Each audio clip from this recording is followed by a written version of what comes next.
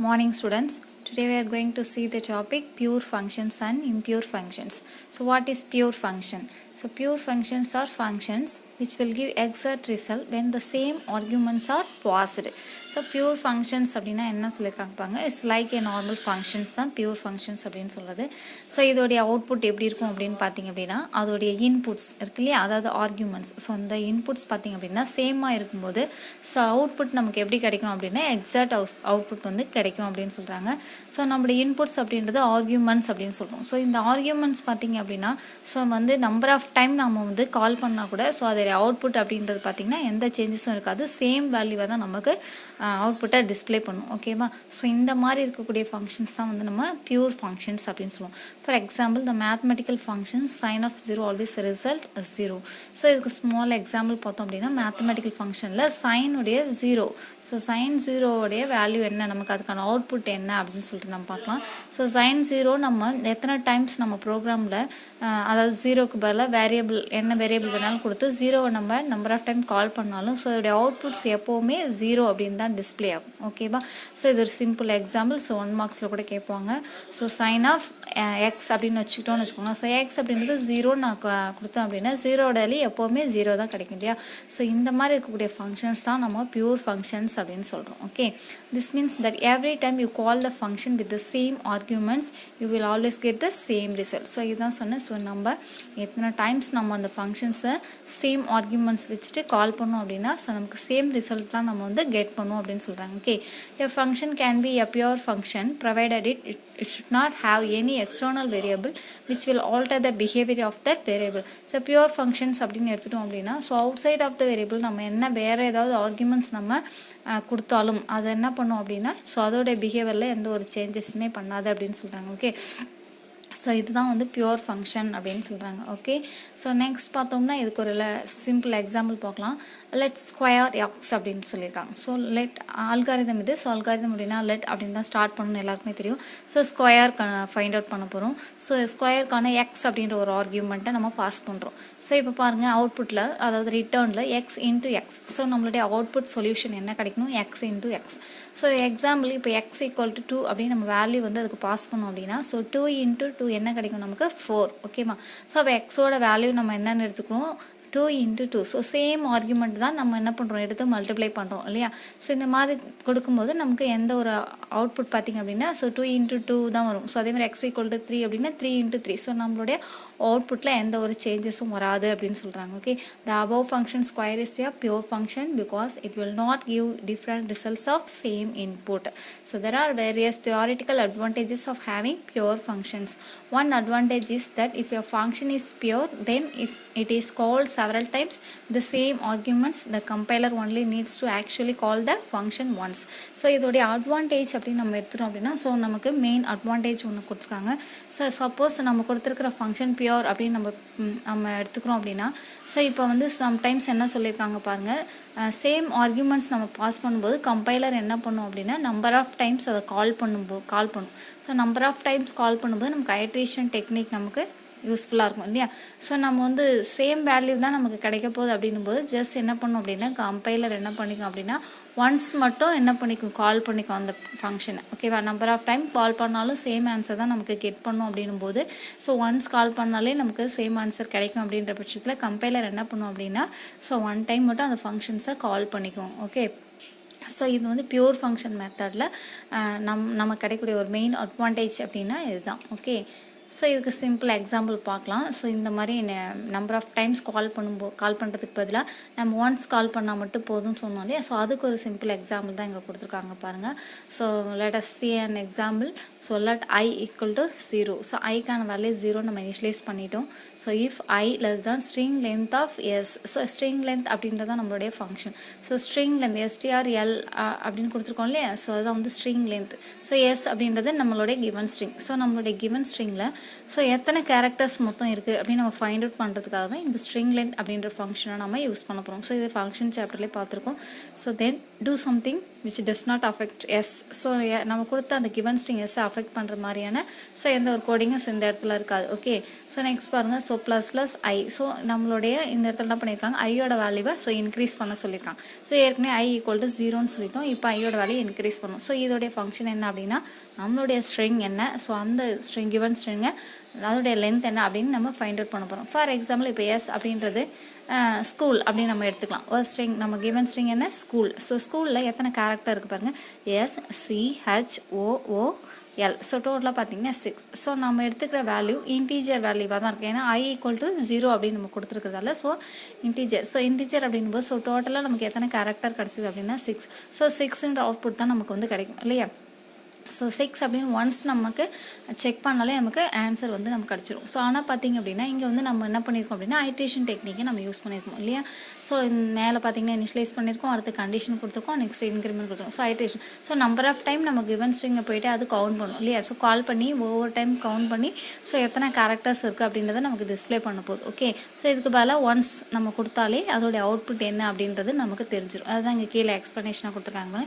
If it is compiled, string length is called each time and string needs to iterate over the whole of s. So நம்ம கொடுத்த அந்த s அப்படின்ற ஸ்ட்ரிங்கை ஒவ்வொரு தடவை என்ன பண்ணும் அப்படின்னா ஸோ கால் பண்ணும். Okay, if the compiler is smart enough to work out the string length is a pure function and that s is not updated in the loop, then it can remove the redundant extra calls to string length and make the loop to execute only one time. ஓகேவா.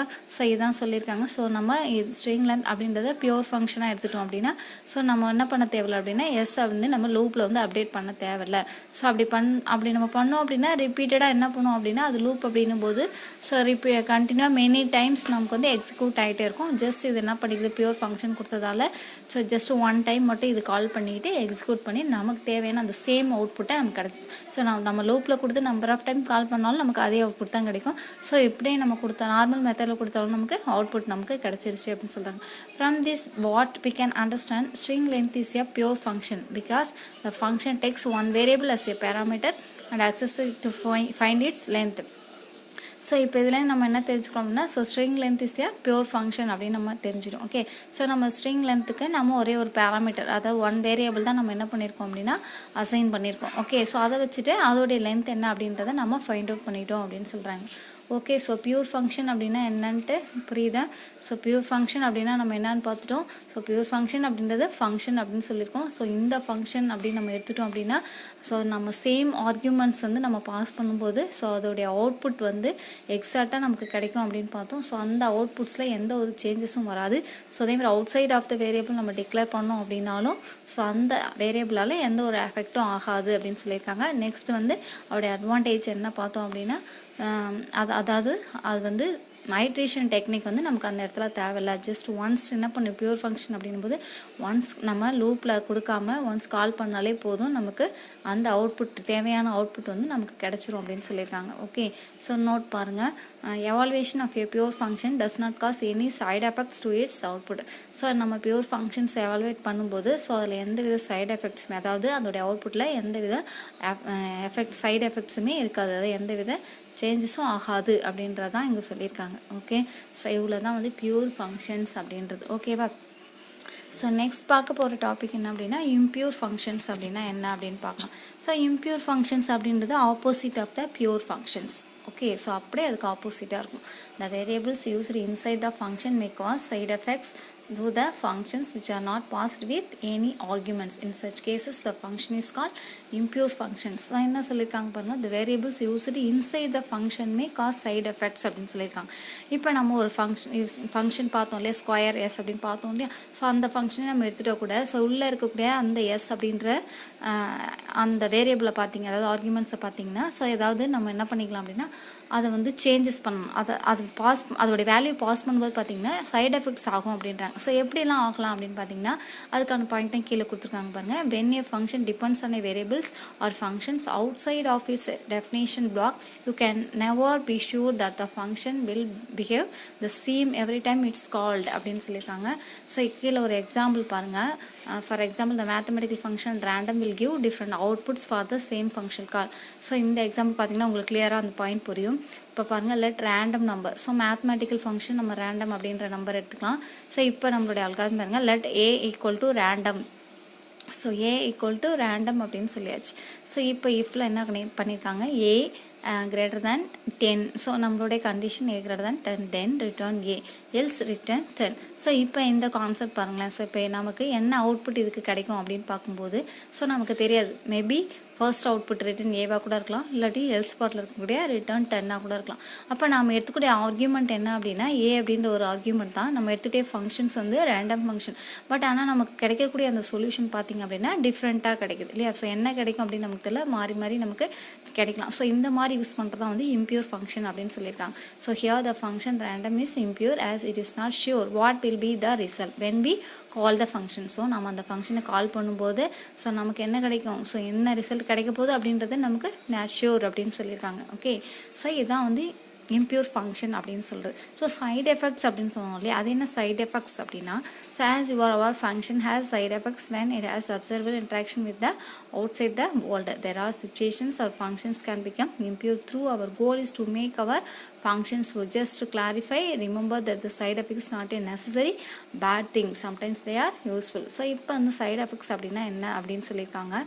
Side effects அப்படின்றது என்னன்னு சொல்லியிருக்காங்க பாருங்கள். So outside of the function இருக்குன்னு வச்சுக்கோங்களேன். இப்போ ஒரு function எடுத்துட்டோம் அப்படின்னா அவுட் சைட் ஆஃப் த ஃபங்க்ஷன்லேயே நம்ம ஆர்கியூமெண்ட் வேல்யூ வந்து நம்ம பாஸ் பண்ணியிருப்போம். அந்த ஆர்கியூமெண்ட் வேல்யூ பார்த்தீங்க அப்படின்னா ஸோ இன்சைட் ஆஃப் த ஃபங்க்ஷன்ஸுக்குள்ளே இருக்கக்கூடிய அந்த வேரியபிளை போய் டிஸ்டர்ப் பண்ணும். ஸோ அந்த மாதிரி டிஸ்டர்ப் பண்ணும்போது ஸோ அது என்ன பண்ணும் அப்படின்னா அதோடைய அவுட்புட் வந்து சேஞ்சஸ் ஆகிறதுக்கு நிறைய சான்சஸ் இருக்குது. ஸோ இதை தான் வந்து சைட் எஃபெக்ட்ஸ் அப்படின்னு சொல்லுவோம். ஓகே, ஸோ இப்போ அந்த சைட் எஃபெக்ட்ஸ் அப்படின்றது ஒரு பேட் திங் கிடையாது. ஓகேவா, சைட் எஃபெக்ட் ஆகிடுச்சு அப்படின்றதால அந்த ஃபங்க்ஷன்ஸ் எக்ஸிக்யூட் ஆகாதோ, அவருடைய அவுட்புட்ஸ் வந்து நம்ம எதிர்பார்த்த மாதிரி கிடைக்காதோ அப்படின்லாம் கிடையாது. ஸோ அதுவும் பார்த்தீங்க அப்படின்னா sometimes they are useful. So நம்ம டிஃப்ரெண்ட் அவுட்புட் நம்ம எதிர்பார்க்கும்போது ஸோ நமக்கு தேவை நம்ம அந்த மாதிரி impure ஃபங்க்ஷன்ஸை நம்ம யூஸ் பண்ணிக்கலாம் அப்படின்னு சொல்கிறாங்க. Okay, so modify variable outside of ஃபங்க்ஷனுக்கு ஒரு சிம்பிள் எக்ஸாம்பிள் கொடுத்துருக்காங்க பாருங்க. One of the most popular groups of side effects is modify the variable outside of the function. So outside of the ஃபங்க்ஷனில் எப்படி variables அதாவது arguments நம்ம pass பண்ணும்போது changes ஆகுதுன்றது சிம்பிள் லாஜிக் பாருங்கள். Select y equal to 0. So இந்த y அப்படின்றது தான் நம்மளுடைய outside of the variable, outside of the variable or arguments அப்படின்னு சொல்லலாம். ஸோ இதோட வேல்யூ 0 நம்ம இனிஷியலைஸ் பண்ணிட்டோம். நெக்ஸ்ட் நம்மளுடைய ஃபங்க்ஷனுக்குள்ளே போகலாம். ஸோ நம்மளுடைய ஃபங்க்ஷன் இன்ட். ஸோ இன்ட்டில் நம்ம வந்து என்ன பண்ணியிருக்கோம் அப்படின்னா இந்த டேட்டா டைப்பாக கொடுத்துருக்கோம். ஸோ இன்ட் ஐஎன்சி அப்படின்றது தான் நம்மளுடைய ஃபங்க்ஷன். ஐஎன்சி அப்படின்னா என்ன அப்படின்னா இன்க்ரிமெண்ட். ஓகே, இன்க்ரீஸ் பண்ணுறோம். எதோட வேல்யூ இன்க்ரீஸ் பண்ணுறோம் அப்படின்னா எக்ஸ்ன்ற வேரியபிள். ஸோ எக்ஸோட வேரியபிளும் இன்டீஜரில் தான் இருக்கிறதால தான் இன்ட் அப்படின்னு நம்ம கொடுத்துருக்கோம். Okay, so increment of x அப்படின்னு அர்த்தம். ஸோ எக்ஸோட வேல்யூ நம்ம இன்க்ரீஸ் பண்ண போகிறோம். எக்ஸ் வேல்யூ மட்டும்தான் நம்ம இன்க்ரீஸ் பண்ண போகிறோம் அப்படின்னு சொல்லிக்கணும். அப்போ எக்ஸோட வேல்யூ நான் 2 அப்படின்னு கொடுக்கும்போது 2 வந்து எப்படி இன்க்ரீஸ் ஆகும் அப்படின்னு தான் நம்ம பார்க்க போகிறோம். ஓகே, பட் ஆனால் பாருங்கள் இன்சைட் ஆஃப் த ஃபங்க்ஷனுக்குள்ளே என்ன பண்ணியிருக்காங்க, so y equal to y plus X. So return y அப்படின்னு சொல்கிறாங்க. நம்மளுடைய ஃபங்க்ஷன் இன்க்ரிமெண்ட் எக்ஸ் தான், ஆனால் நமக்கு அவுட்புட் என்ன கிடைக்கணும், ரிட்டர்ன் y அப்படின்னு சொல்லிட்டாங்க. ஸோ அப்போ மேலே இருக்கக்கூடிய அந்த மேத்தமெட்டிக்கல் எக்ஸ்பிரஷன் என்ன சொல்லியிருக்காங்க, y equal to y plus X. So X மட்டும் இன்க்ரீஸ் பண்ணாது, ப்ளஸ் அதோட y வேல்யூ ஆட் பண்ணிவிட்டு அந்த y வேல்யூவை தான் நமக்கு டிஸ்பிளே பண்ணு. ஸோ இப்போ இந்த y அப்படின்றது ஸோ நம்மளுடைய ஆர்கியூமெண்ட் என்ன எக்ஸை போயிட்டு அந்த அவுட் சைடில் இருக்கக்கூடிய அந்த yன்ற வேல்யூ டிஸ்டர்ப் பண்ணுறதால ஸோ ரிசல்ட் என்னவா கிடைக்குது அப்படின்னா ஒய்க்கான ரிசல்ட்டாக நமக்கு கிடைக்குது. ஓகேவா, ஃபார் எக்ஸாம்பிள் இப்போ எக்ஸ் ஈக்குவல் டு 2 அப்படின்னு நான் கொடுத்தேன் அப்படின்னா ஸோ ஒய்யோட வேல்யூ ஏற்கனவே என்ன இருக்குது 0. ஸோ அப்போ ஒய் ப்ளஸ் எக்ஸ் அப்படின்னும் போது ஸோ 0 ப்ளஸ் 2 அப்படின்னும் போது நமக்கு 2 அப்படின்னு நமக்கு கிடைக்கும். ஓகேவா, ஸோ இந்த மாதிரி அதுவே நான் வந்து எக்ஸ் அந்த ஒய் அப்படின்ற வேரியபிள் நான் கொடுக்கல அப்படின்னா எக்ஸ் இன்க்ரிமெண்ட் பண்ணும்போது ஸோ எக்ஸ் 2ன்னு கொடுக்கும்போது ஸோ எக்ஸோட வேல்யூ என்ன ஆகிடும் அப்படின்னா 1 வேல்யூ இன்க்ரீஸ் ஆகிட்டு எக்ஸ் ஈக்குவல் டு 3 அப்படின்ற அவுட்புட் தான் நமக்கு கிடைக்கும். ஸோ இந்த மாதிரி அஃபெக்ட் ஆகுதா, இப்போ ஒய்க்கான வேல்யூ வேறு கிடைக்குது, எக்ஸ்ன்னு மட்டும் நம்ம கொடுத்துருந்தோம்னா அதுக்கான அவுட்புட் பார்த்திங்கன்னா வேறு கிடைக்கும். ஸோ இந்த மாதிரி சேஞ்சஸ் பண்ணுறது தான் வந்து impure ஃபங்க்ஷன் அப்படின்னு நம்ம சொல்லுவோம். ஓகேவா, ஸோ இதுக்கான டெஃபினேஷன் தான் கீழே கொடுத்துருக்காங்க பாருங்க. இந்த above example the value of y gets changed inside the function definition due to which the result will change each time. The side effect of the increment function is it is changing the data of the external visible variable y. As you can see, some side effects are quite easy to spot and some of them may tricky. A good sign that our function impure is that it does not take any arguments and it does not return so any value அப்படின்னு சொல்லியிருக்காங்க. Okay, so இதுதான் வந்து impure function அப்படின்னு சொல்கிறது. ஓகேவா, so இப்போ ரெண்டுத்துக்கும் difference என்ன அப்படின்றது கிளியராக இருக்கா. ஸோ பியூர் ஃபங்க்ஷனுக்கும் impure ஃபங்க்ஷன் அப்படின்னா என்ன கான்செப்ட் அப்படின்னு நமக்கு கிளியராக அண்டர்ஸ்டாண்ட் ஆகிருக்கும்னு நினைக்கிறேன். ஸோ ரெண்டுத்துக்கும் என்ன டிஃப்ரென்ஸ் அப்படின்றத நெக்ஸ்ட் கிளாஸில் பார்க்கலாம். Okay students, thank you.